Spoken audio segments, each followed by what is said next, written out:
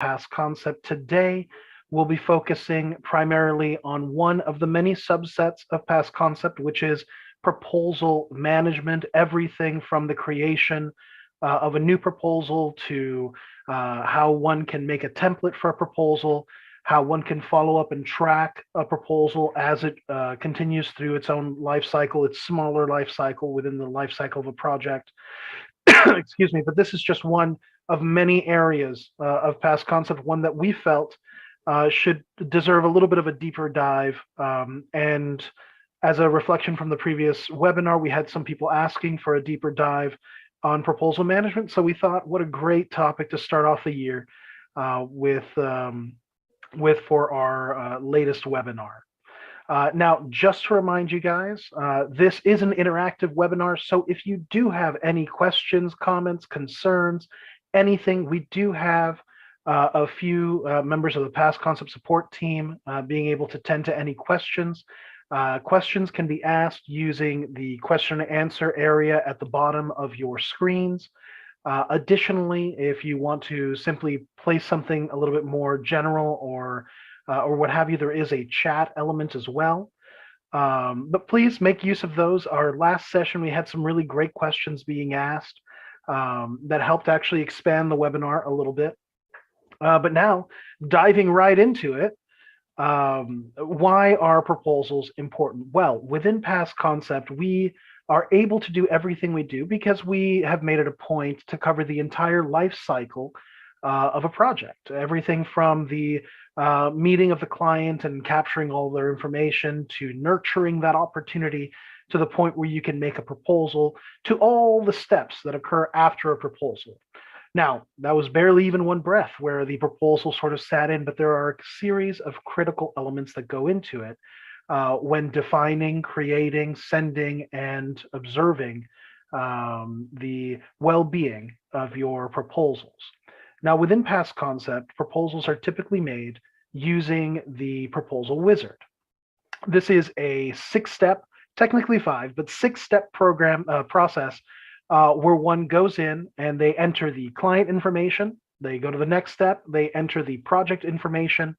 They enter the general scope of the project. They define the payment terms as well as defining the terms and conditions. There's an optional step where one can upload any attachments or any documents that might be relevant for this proposal. And of course, a step to review and send said proposal.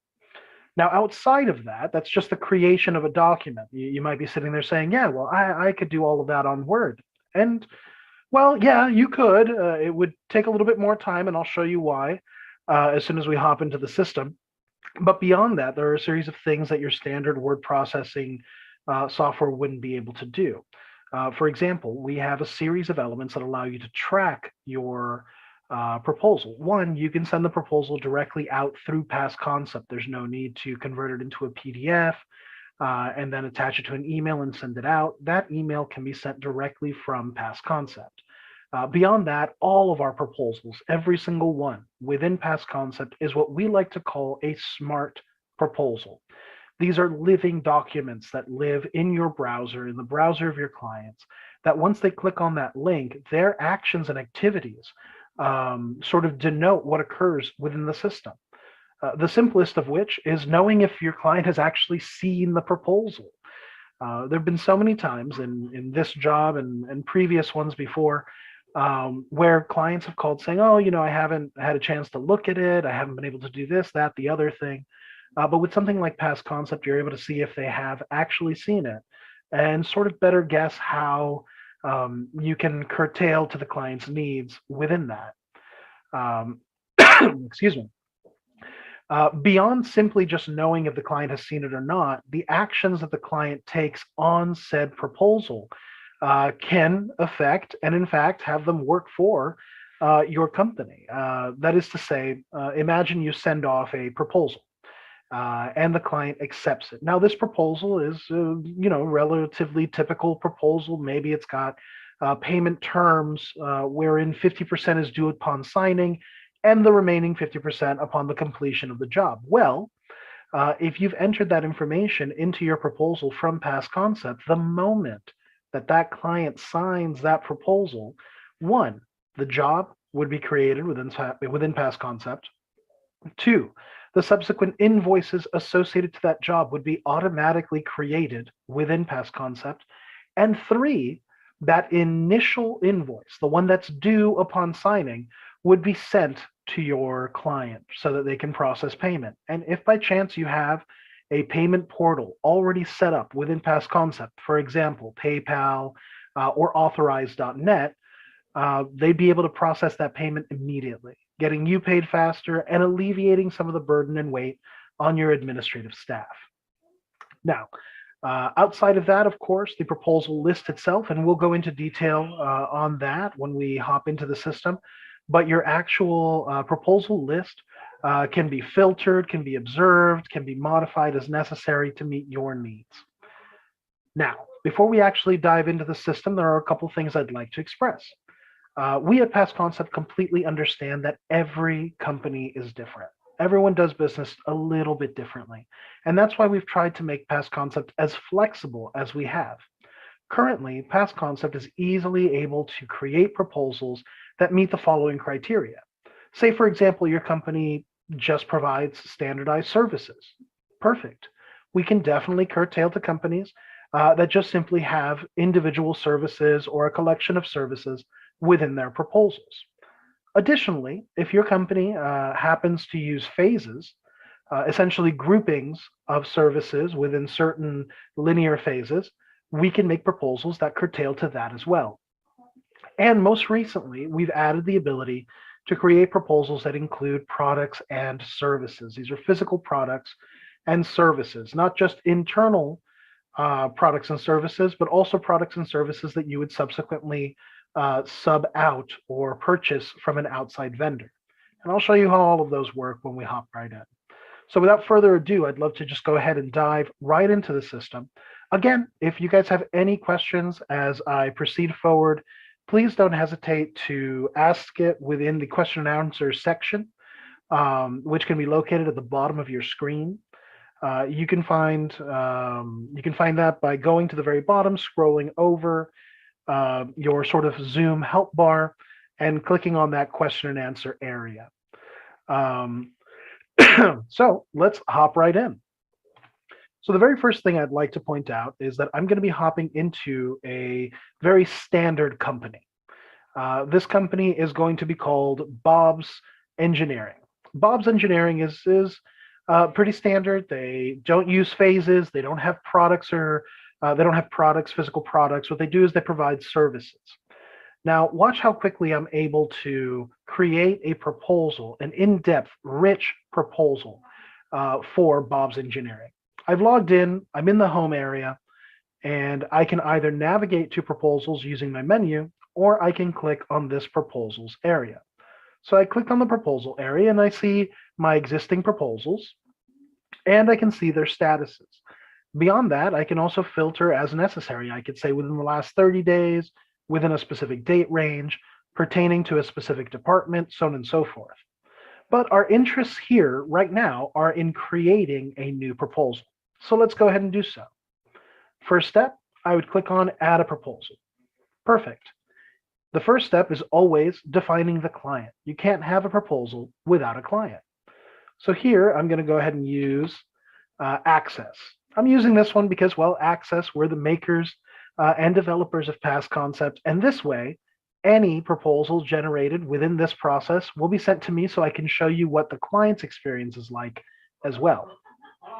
So I've gone ahead and defined the client, and you'll notice that down here, and obviously these are test scenarios, but down here you're able to see a little bit more information regarding that client. You can see how many other proposals they have, how much in financial figures have been accepted on behalf of this client.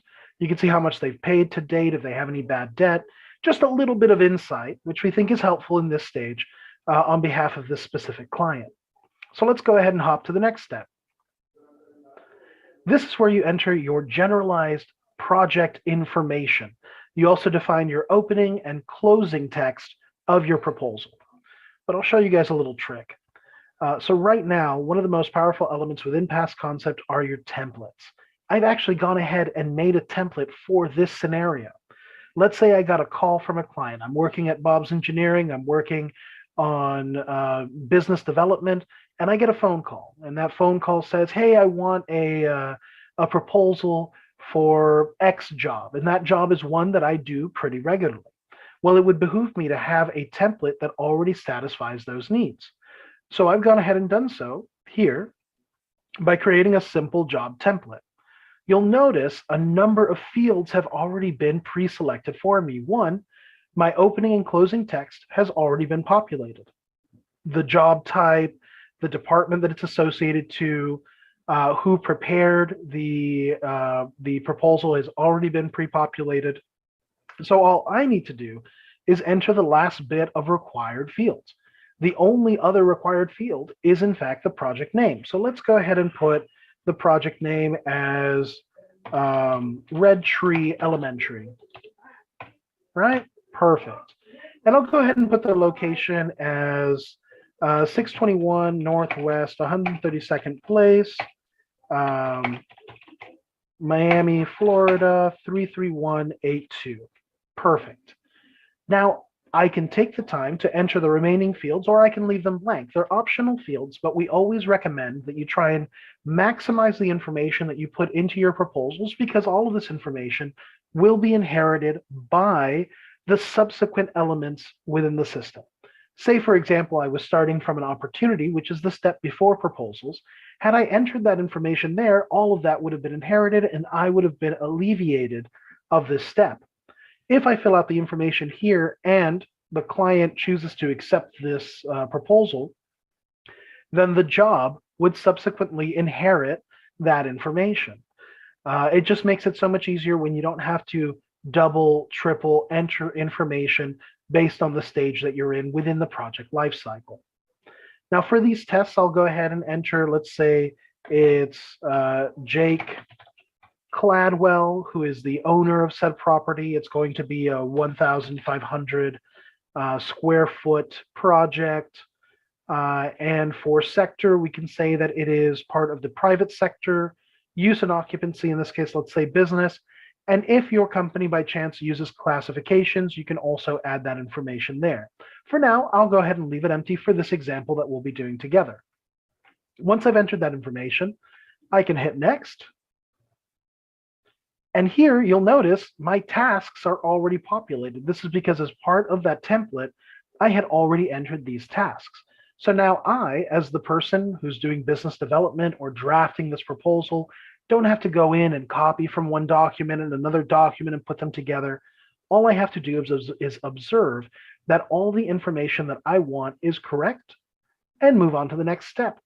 Now, like I said, this is a very simple proposal that simply only uses tasks.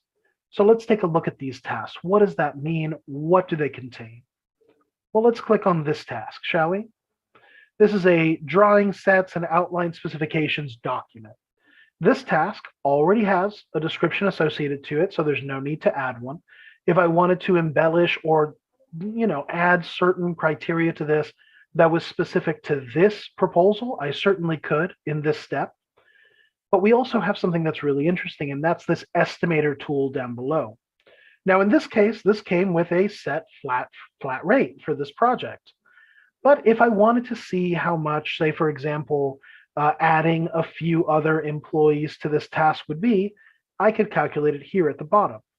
This estimator tool essentially allows you as the business owner or business development person a tool that allows you to see, based on this usage of human resources, how much would my job be impacted financially. So it gives me a somewhat minimum requirement for sales. Here I can see that based on, excuse me, 25 hours of a grade 1 engineer and 5 hours of a project coordinator, I should be charging no less than $650. As it turns out, I'm charging $1,350, so I've more than met that minimum. Now, of course, this estimator tool is entirely optional. Some folks choose to use it, some folks don't. It all depends on what seems best and most efficient for your company. So here we'll go back. And in this case, well, the template was already built out. I don't need to change anything. Everything's perfect. We'll move on to the next step, payment terms. Here, the user is able to define payment terms or change them. In this case, it came with the template. I already know what the ideal payment terms would be for this type of project. Say, however, the client doesn't want to do a 50-50 payment term, but rather pay it all in one fell swoop. Ideal conditions that almost never happen. It's very easy to simply change the payment terms and apply them, and everything would reconfigure itself to satisfy those needs. The same is true with any alternative payment schedule that you define and enter into past concept. Everything you've seen so far is made possible by the configuration that you do from the onset of the usage of past concept. You define your project types, you define your tasks, you define your payment schedules, you even define your terms and conditions. And once you have all of those individual elements, creating a proposal can be done in just a matter of clicks. So let's say there's this very complex payment schedule. We'd go ahead and apply it, and the system would automatically apply it as necessary. Now for our test, let's go ahead and continue using the 50-50. We'll head over to the terms and conditions step. Here you can observe the terms and conditions that were selected for this proposal from the template. And if I wanted to change it, I absolutely could by simply going to edit and then modifying it as necessary. Say, for example, for whatever reason, the client chooses to have a slightly different payment due, right? I could go in, I could remove it, I would save it, and I would move forward. Outside of this, you can always go back and select your traditional or original payment terms, and you've got them there as well. So once this is done, you can hop over to the next step. And here we go. This is your file upload area. Here, you can simply drag and drop files directly into this area. Now, why is this important? This is important specifically because on occasion, you might find a proposal, excuse me, you might find a proposal that your client sent you over some blueprints or some plans or some type of document that may limit or may impact the job moving forward. And in this very step, you can go ahead and upload those files. If this job is converted into a job, if this proposal is converted into a job, excuse me, those files will be inherited by that job. So no need to upload them at a future date. So let's take a look at what that looks like, shall we? So I'm going to go ahead and drag and drop these two files. I've placed them here. I simply confirm the upload, and I can either see them in this list view or I can see them in this grid view, so I can observe them very easily. Here we've got two different files. Perfect. Everything looks good, and we can hop to the next step. Now you, as the user, are entirely able to define whether a client should have access to those files or should not. If those files are uploaded and should only refer to you or should only be kept in-house and not given, access shouldn't be given to the client, you can absolutely set it up in that way as well. So this is what our proposal looks like. You see, we've got our two services and their descriptions. We've got a little bit of a breakdown here. We have the payment schedule here as well. And there are a few other options that you can modify if you like. Say, for example, I'm not super happy with the fact that the client can see the price breakdown per task. I kind of want to hide them. I just want to show it to them in just one lump sum. Perfect. All we need to do is go back to this Payments tab, click Lump Sum, and that's it. Once we go back to our preview, you'll notice those individual totals are gone, and in their place, just a project total fee. So this is just one version of the proposal. Like I said, there are two others. There's the version that's got phases, and of course the version that has products and services. And we'll go through those as well. I'm just going a little bit deeper into this one because it's important to sort of showcase each step of the way. So now moving forward, all the user needs to do is either save this specific proposal. You can also convert this proposal into a template very easily. This will create a template with all of these attributes. So say, for example, you're a first-time user of Past Concept and you've created your first proposal, and that proposal happens to be a proposal that you use very often. You save it as a template, and now every time that you go to create a proposal, you can pre-populate all of the fields necessary to save your employees and your administrative staff as much time as possible. So this is what this proposal looks like to the client. When the client receives that email and clicks on that link, they see this. They've got the full proposal, terms and conditions. In this case, we've given them access to these documents as well. And we've made things a little easier. They can print it if they like. They can hop through the proposal using the small menu. And accepting it is super simple. It can either be done with your phone, scanning this this QR code, or it can be signed directly on here. But before we do any of those steps, let's hop over to a slightly more complex company, which is Dave's Architectural and Interior Design. Now, how is Dave's company different than Bob's? Well, Dave's company uses phases. Phases are simply groupings of tasks. So let's create a proposal with phases. Here, we can simply add a proposal. Excuse me. We can simply click on Add a Proposal. I'll go ahead and select that same test client that we used last time. Head over to the next step. Select the template I've created that has phases. Give it a project name. Let's say South Bend Middle School. And let's give it a location. Let's say 3232 Northwest 132nd Street, Miami, Florida 33182. Beautiful. And now, because I've already selected the template, I don't have to do anything else in this step unless I specifically wanted to. I'd hop over to the next step. And this, you'll notice a brand new section called Phases here. These phases are in tandem with these tasks.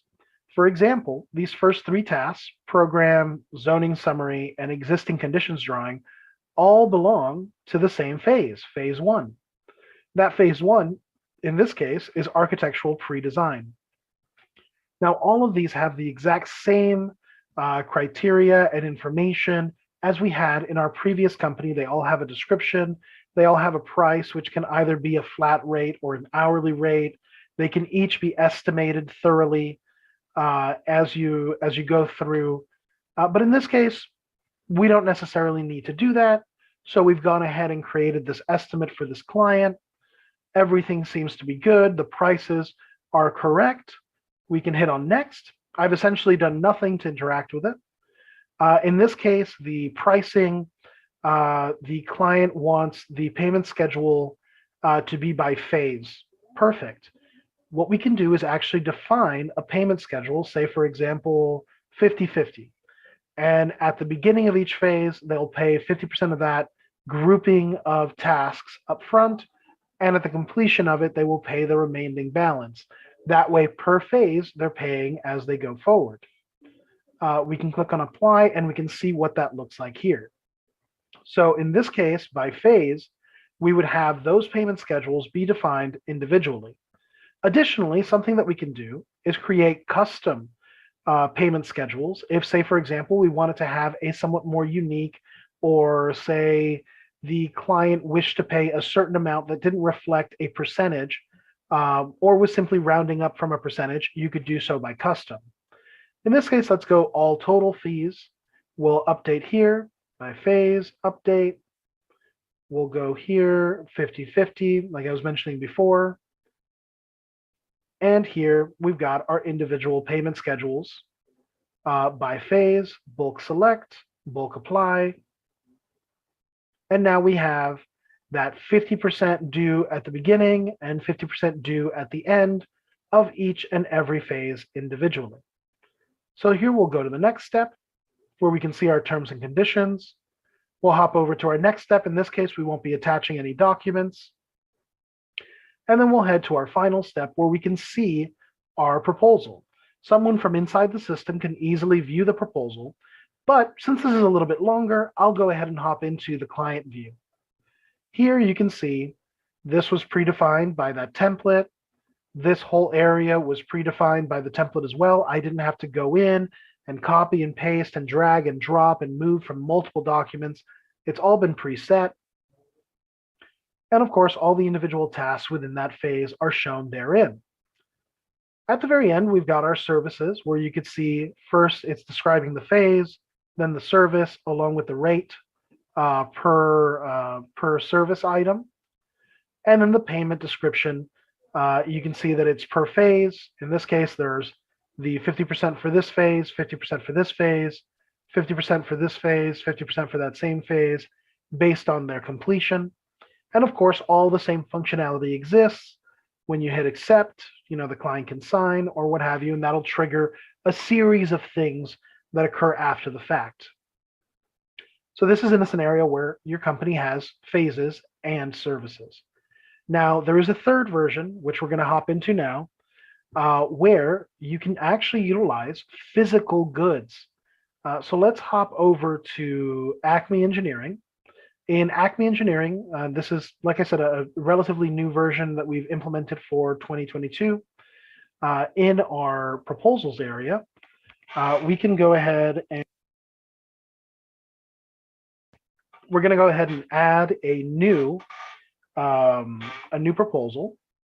And that proposal is going to include something a little different. You'll notice there's an additional step here called products and services. So let me show you what that's going to be like. So here, let's go ahead and choose our, looks like we don't have this client here. In this case, let's go ahead and select any client. This is a test environment, which we use for tests throughout. So in this case, we've chosen Janet Hansen of Data Corp. You can see a better example of the previously existing information per client. And then we'll go ahead and click on the next step. Here we enter the same information, starting in this case with template, products and services. This is a template I've created for a scenario where there's products and services within it. Let's go ahead and add a project name. Let's say it's the Park West Hotel.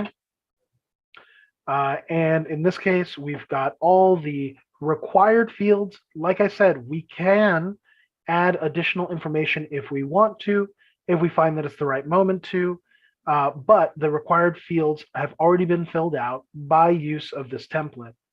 So let's hop over to the next step. And here we can start to add products and services, which include products that are specifically within, let's say, call them inventoried items, right? So let's say, for example, we wanted to add a standard fence, right? Perfect. So we've got a standard fence and all they want is 10 feet of it. We'll go ahead and add that product. Now, what's really cool about this is that I can add sub-products to this item. So here I'm adding a cap. Let's say, for example, the client actually wanted not the standard caps that came with the fence, but something a little bit more like an upgrade to those caps. Perfect. I've gone ahead and added that as an item. And moreover, the client also wants electrostatic paint to their product. Great. Now, in this company, they don't actually provide electrostatic paint as an internal service. This is something that they would have to outsource to someone else. So let's say we have 1 unit of electrostatic paint. You'll notice a new field that's come up, which is price factor. For this service, which has been included in their catalog of services, but not something that they do in-house, they have a price factor of 1.2. That is to say that they can reach out to a subcontractor, say, for example, Jake's Paints, and say, hey, we need this section of 10-foot fence painted, electrostatic paint. Perfect. Can you give us a quote for that? And they might do that. In fact, what we'll do is in the internal notes, say that we reached out to Jake's Paints, and they sent us quote number or estimate number 123. Perfect. And they quoted us at $150. Because we have this price factor of 1.2, I'm going to multiply this estimated value from Jake's Paints by 1.2 to come out with the price that I would be ultimately charging the client using this proposal area. So let's go ahead and add that. And let's say we also wanted to add another item that wasn't within this group. We can absolutely do so. Let's say this client also required a repair, and my company has a repair fee. Let's say it's a $350 flat rate for any repair services. Perfect. I've gone ahead and added it. And what they want is actually to replace an existing hinge with a plastic one. Perfect. I might even want to put as per a client for a small commentary therein. So let's go ahead and hit update.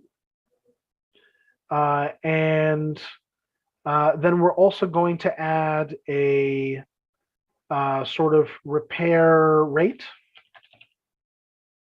here. And we'll say that it's for half an hour. Perfect. And then we'll put the internal note as per client. And then once we generate the fees, these will be translated into the original phases and tasks within past concept. So this gives a little bit more of an orientation and allows it to be visualized easily within our existing visual elements of our proposal. So let's go ahead and hop right to the end. Now that we've entered those variable products, everything else is already filled out based on the template. We've got terms and conditions already filled out. The attachments, there's no need for them in this scenario. And then this is what our proposal looks like. You've got the individual items that were selected. We've got the hinge. We've got the standard fence. We've got the payment terms, which in this case is 100%. And we've got our terms and conditions. And in this case, I'm going to go ahead and show you what the protocol looks like for sending a proposal. Here, we can go ahead and confirm. So you'll notice there's this error. Your project total is $860, but your payment scheduled total is 0. That is here in this payment area. So let's hop back in.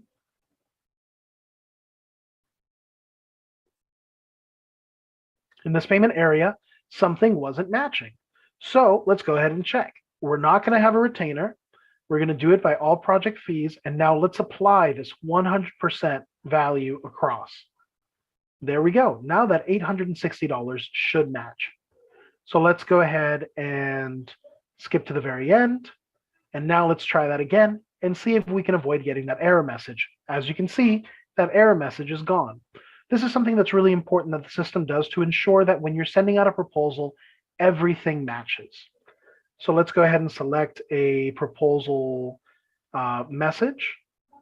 And do I want to send an automatic retainer? In this case, no, because I'm doing a sample with all of you. And do I want to share any of the attachments? No, there are no attachments. So here we see the sort of pre-populated email that you would see. We've got client-specific information in the subject. We've got the client's email up top. And even I'm getting a copy because in my past concept instance, I'm designated to receive a copy of the items that are sent out. So let's go ahead and send it, shall we? Perfect. Sent. And that's it. That's all you have to do from this end. But, we've got a couple of questions in the chats. Okay, so yes, we do have Gantt charts. We've got various Gantt charts in regards to project management. In fact, our next webinar will be focused primarily on project management, so you'll get to see a whole wealth of Gantt charts therein, both at the task level, at the job level, and at the company level, which that's something really exciting. Excuse me. But getting back to proposals, you may have noticed so far that so much of the work has been managed by those proposal templates. And of course, we spoke about how you could turn an existing proposal into a template.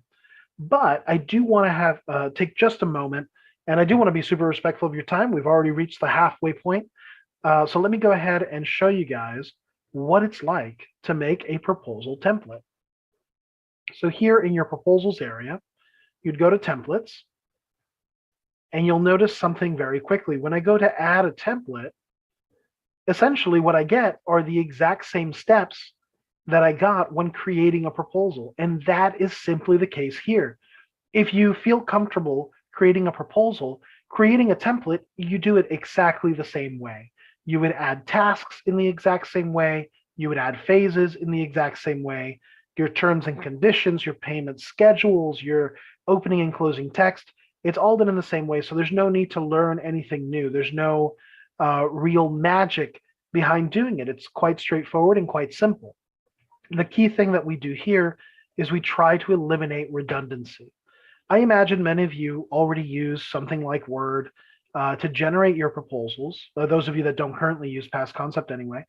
And I'm sure you find yourself doing the same thing many, many times, whether it's finding a specific proposal type or modifying a proposal that you've modified countless times over, making sure you have the most recent version of it, copy and pasting information from one location to another. And even then, at the end of the day, all that you have is a Word document.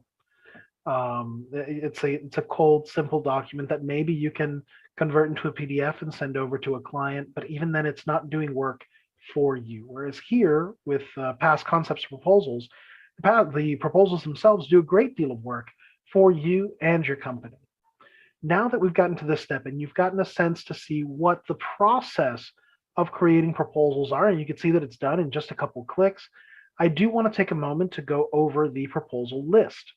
Here in the proposal list, you'll see we've got just a series of different proposals that we've created, some that are accepted, some that are not. We have a filter here where we can set up, say, if we just wanted to see the last 30 days or so, things that we've already touched on. But we do have this Elasticsearch that allows you to put in just a keyword or phrase, and it'll pop up all of the relating elements as well. But beyond that, there are two views to this specific area. Right now, I'm looking at the private view. That private view includes all of the totals for each proposal and the ability to delete them. I am a privileged user. I have master level access. I have administrative level access. I don't expect all users to have that same level of access. So one thing that you can do with Past Concept is permit your users to have a sort of decreased level of access where they can see limited information on proposals. In fact, you can even limit it so that your employees only see proposals that they're related to in some way, whether they have prepared it or whether they're approving that proposal. Thus kind of limiting what your employees can see if that's something that's necessary or needed by your specific company. Now, as far as proposal goes, that's the creation process and the observance process. You'll also notice that when a proposal is sent out, as this one was today, you've got some insights here as well. You've got the number of times that it's been sent and the number of times the client has actually seen that proposal. Now, this is very helpful. It's a little bit of additional information, but there's still so much more that you could do with your proposals that isn't just drafting and sending. I'm going to go ahead and open the internal view of that proposal. I can do that by simply clicking here. This opens up this tab view of this proposal, which has a lot of things that should seem familiar up until now. You've got your proposal info, you've got your opening and closing text, you've got products and services if this area is activated for your company. You've got the fees and scope. Those are your tasks and your phases. You've got the payment schedule associated to it as well. But then you have, terms and conditions files, but then you have these additional sections here. And this is something that I really wanted to, sort of make a point of mentioning. We have notes. Notes is essentially an active messaging board that exists within each of the entities in past concept. So say, for example, client seemed excited to receive this proposal. And let's go ahead and click change any of those typos. Proposal, follow up ASAP. Perfect. This essentially is like this sort of messaging board that you can have. Different people can reply to it as well. Reply, client will be in the office on Monday, for example. So, individuals can reply or create new posts therein. But even more tangible, even more actionable is an area that we like to call activities. Activities can be anything from a phone call to an email to a meeting. And if I were related to this specific proposal, and I saw one, the client is very excited, two, the client's going to be in the office on Monday, I may want to go ahead and set up an activity for myself for Monday. I do that simply, or even for the person who's assigned to this proposal, it doesn't have to be myself. I could be assigning this activity to somebody else. So I'm going to go ahead and add an activity. I'm going to say it's going to be a phone call, client follow-up. And let's put it for Monday the 31st. And let's go ahead and say it's going to be at 9 a.m. Perfect. Follow up with client regarding proposal approval. There you go. And then I add that activity. So when I log on Monday morning, or even throughout the weekend, or even later on today, I'll immediately know that I've got this activity that needs to be done on Monday morning. And we can find those by going, first and foremost, you'll see that it showed up here. And you'll be able to view in our home all of the pending activities that I as a user have. Those that are past due, you'll notice there's a couple here from earlier this month, but this one is for a future item, which is for this upcoming Monday. Now, I'd love to go ahead and take a look at some of the questions that have been submitted so far. I see an anonymous attendee asked if their data is safe and can other users see their quotes? That's an excellent question. First and foremost, in regards to the safe area, we're partnered with Microsoft on one of the most secure platforms of the major three platforms, and that's Microsoft's Azure platform. Everything on here is either duly encrypted or on cloud servers, which again come with all the protection and guarantee and safety of Microsoft. Beyond that, we also have geo-replication on all of our servers. That is to say, not only are they safe from outside damages, but also any type of storm or power outage or anything along those lines. Right now, our primary servers are located on the East Coast of the US, but we have secondary supplementary servers on the West Coast. Should anything happen on the East Coast to those servers, our secondary ones spark up and they start working immediately without any interference for the user. Now, as far as can others see your quotes, no other company can view the quotes of another company. So Acme would never be able to see Bob's proposals, and Dave would never be able to see Acme's proposals, but other employees of yours could if you give them that ability. If, say, for example, I have 3 employees and I only want one of them to be working on proposals, only that one would be able to access this area at all. For every other user, this proposals tab wouldn't even appear. Let's see if there's anything else. I hope that answers your question as best as I could. So let me go ahead and see if all the project details are seen by your team and passed on to Matt. How can we know that our proposal quote has not been shared with our competitors? Well, that's an excellent question. In regards to internally within the system, even we ourselves, the creators of Past Concept, don't have access to your specific instance. So unless your client has received a proposal from you and then is going to a competitor, there's no scenario in which the competitor would simply stumble across your proposals. Now, as far as ourselves, we Past Concept, unless you actively give us access, we'll never have access to your instance. And you can limit our access by simply saying, yes, you can, no, you can't. You can turn that off relatively quickly. That's one user specifically called Past Concept Technical Support, and you can activate and deactivate that user at your leisure. So if you have an issue and you want us to log in and check it out, we would simply ask that you turn that user on, which gives us access. And oftentimes we do that with you on the line. So in a meeting much like this one, you know exactly what we're doing and what we're seeing at any given moment. So I hope that answers your question as well. Okay, and we've got another question in the chat. How about recovery steps after hurricane in a state that was affected? Well, we kind of touched this one a little bit because our servers are on the East Coast. They're actually central East Coast. So hurricanes aren't that huge an issue there, but we do have supplementary and secondary servers on the West Coast.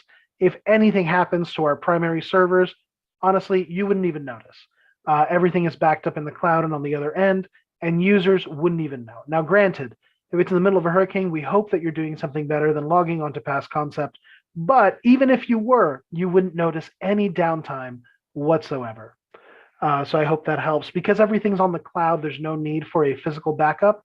However, we also encourage our clients to, as often as they feel comfortable doing, feel free to make backups of everything that's on Past Concept. You have that luxury, you have that ability. You can always export your clients, your projects, anything that you feel you'd like to have sort of a physical backup of, you're more than welcome to. It's your data, after all, it's not ours.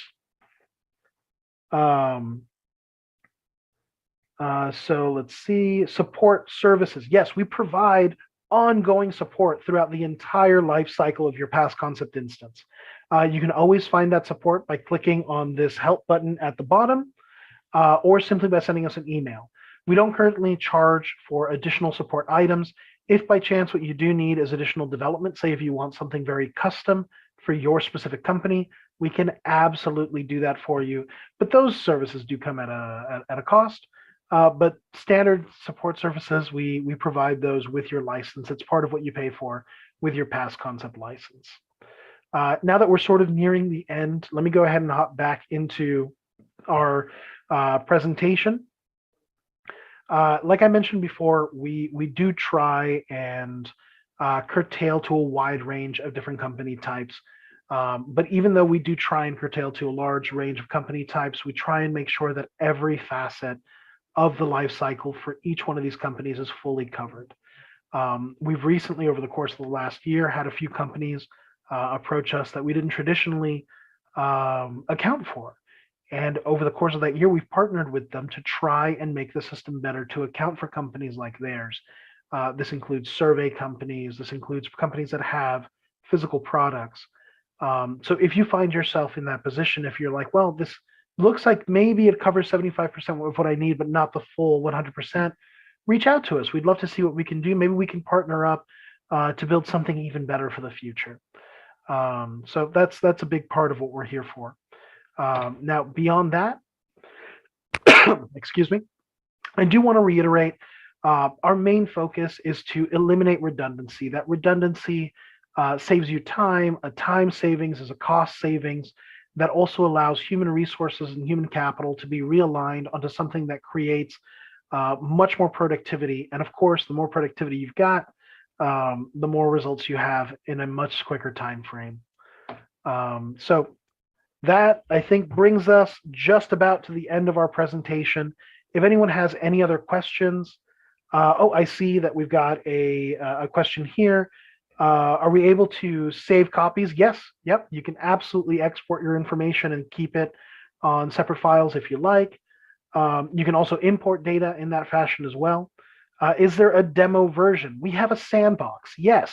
If you're interested in using our sandbox, by all means, reach out to someone on our staff. You can either email me directly at matt@passconcept.com, or you can reach out to info@passconcept.com to inquire further about having a sandbox area.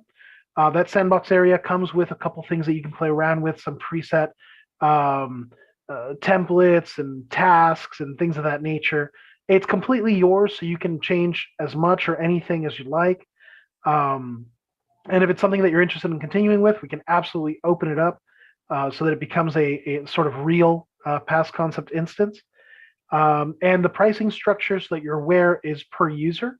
So the first user is your master user. That's the key user, if you will. They come at a certain rate, and then every other user comes at a secondary rate. And if you, say, for example, wanted to have a year-long licensing, you would save 20%, and you would not be charged for any setup or training fees on the onset. So yeah, hopefully that answers your question. And yes, we've got one more question, which is, can I request a specific module for my company? So that ties into what I was saying before in regards to what if it doesn't cover 100% of what I do? Yeah, that's perfect. That's perfectly fine. We get it. Companies are different.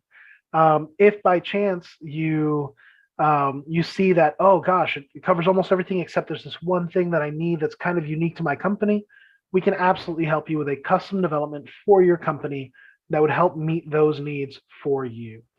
So yeah, I think that's everything. I don't see any other questions.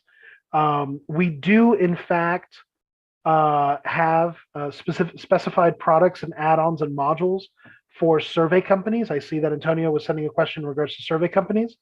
So right now, surveys, in regards to what we mean by surveys, we mean companies that provide surveying services. So that would be like boundary surveys, or even very commonly elevation certificates, that type of surveying. Not so much statistics surveying, like like a census, if you will, or a poll. Really, it's surveying services. This also comes in tandem with our mobile app, which allows those surveyors to go out onto properties and sort of take down the information necessary. And yes, land surveying companies as well. So yeah, I hope that answers your question, Antonio. Well, perfect. Well, guys, I want to be respectful of everyone's time. We wrapped up just a couple minutes earlier. Oh, we've got one more question, and it's a really important one. Anonymous attendee says, mobile app, ? Yes, we have a mobile app. We have a mobile app for Android and for iOS. So regardless of whether you have an Android or if you have an iPhone, we've got an app for you. And of course, this app uses the exact same credentials that you would have for your web instance. You log on, and we try and pack in as much of the functionality as you can find on the web. We try and pack as much of that as we can into the web application, into the mobile application as well. But of course, it has some additional benefits for those that are in the field. People who are doing land surveying, inspectors as well, which we have a module for. So I hope that answers your question. Well, thank you guys so much for your time. It's been an absolute pleasure sharing this hour of a Friday afternoon with all of you. I hope this has helped explain a little bit of the potential and potency that Past Concept has, at least in regards to proposal writing. There's so much more that Past Concept has. This is just one of many, many, many areas. If you find yourself interested, if we've piqued your interest, if this is something that you think might be helpful or valuable for your company, please don't hesitate to reach out to us. We've got our support staff on standby. You could reach out to myself as well. You've got my personal email there. And I look forward to hearing from each and every one of you. Thank you so much, and you guys have a wonderful Friday. Enjoy.